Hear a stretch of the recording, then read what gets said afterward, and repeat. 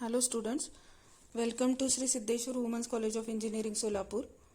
From our M3 syllabus, we are dealing with the unit of partial differential equations and their applications. From this unit, we are discussing applications of partial differential equation. Out of the two applications mentioned in the syllabus of M3, we are going to now discuss two-dimensional heat flow equations. Before that, take a look at the two applications mentioned in this unit. So the first application is one-dimensional heat flow equation, which is given by the equation dou u by dou t is equal to c square dou 2u by dou x square, where c square is the thermal diffusivity of the material of the bar.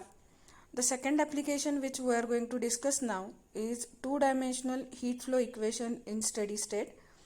This is given by Laplace equation. In mathematical form, it is given by dou 2u by dou x square plus dou 2u by dou y square. Now let us see the solution of two-dimensional heat flow equation. Here, the equation is given by u double x plus u double y equal to 0. That is dou 2u by dou x square plus dou 2u by dou y square equal to 0.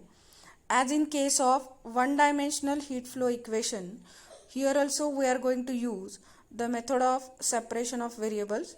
So we can assume the solution as u equal to x into y, where x is a function of small x alone and y is a function of small y alone. Now we will find second order partial derivative of u with respect to x and with respect to y also. So differentiating equation 2 with respect to x partially, we will get dou 2u by dou x square as d2x by dx square into capital Y, as y is a constant multiplier with respect to x. Similarly, we get dou 2u by dou y square as d2y by dy square into capital X. Now using these two results in equation 1, we get the equation in the form of or in terms of capital X and capital Y, small x and small y, like this. So dividing this equation by capital XY on both the sides, we get this form of the differential equation. Now we can shift this term to RHS so that we can have the solution, or we can have the equation in the form 1 upon x d2x by dx square is equal to minus 1 upon y d2y by dy square. Assume that this is equal to some constant k. Now there are three possibilities for the values of k. Let us discuss these three cases one by one. First case, k equal to 0. With k equal to 0, equation 5 becomes 1 upon x d2x by dx square equal to 0 and minus 1 upon y d2y by dy square equal to 0. From this, we can have the equations like this: d2x by dx square equal to 0 and d2y by dy square equal to 0, as x and y are not infinite. So integrating these two differential equations two times with respect to x and with respect to y respectively, we can have the solution for capital X and capital Y like this. So we will get here capital X equal to C1x plus C2 and capital Y is equal to C3y plus C4. From this results of x and y, we can write the solution for u as u equal to xy equal to C1x plus C2 into C3y plus C4. So this is the required solution when k equal to 0. Now let us discuss the second case where k equal to m square. So with k equal to m square, equation 5 becomes 1 upon x d2x by dx square equal to minus 1 upon y d2y by dy square equal to m square. Consider the first and the third ratio. Solving this, we can have the linear differential equation like this. Now we can write this with operator d, capital D, where d stands for d by dx. So this is linear differential equation with RHS 0. RHS 0 indicates that PI, particular integral of this differential equation, is surely 0. So complementary function CF is the general solution of this equation.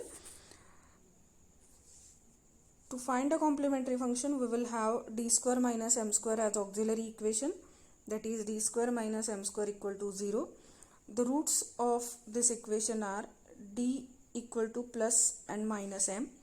So from this we can write the complementary function as c5u e raised to mx plus c6 e raised to minus mx. Here pi is 0, hence CF is the general solution. Now we have to apply the same procedure for second and third ratio so as to get the result for capital Y. So with these two ratios we can have the linear differential equation like this. Here we get the auxiliary equation as d square plus m square equal to 0, and since RHS of this differential equation is 0, Pi will be surely 0, and again the CF complementary function will be the only general solution. But here, since d square plus m square is the auxiliary equation, we will get d is equal to plus minus im. So roots of this auxiliary equation are plus minus im. So according to these roots, we will have CF as c7 cos my plus c8 sin my.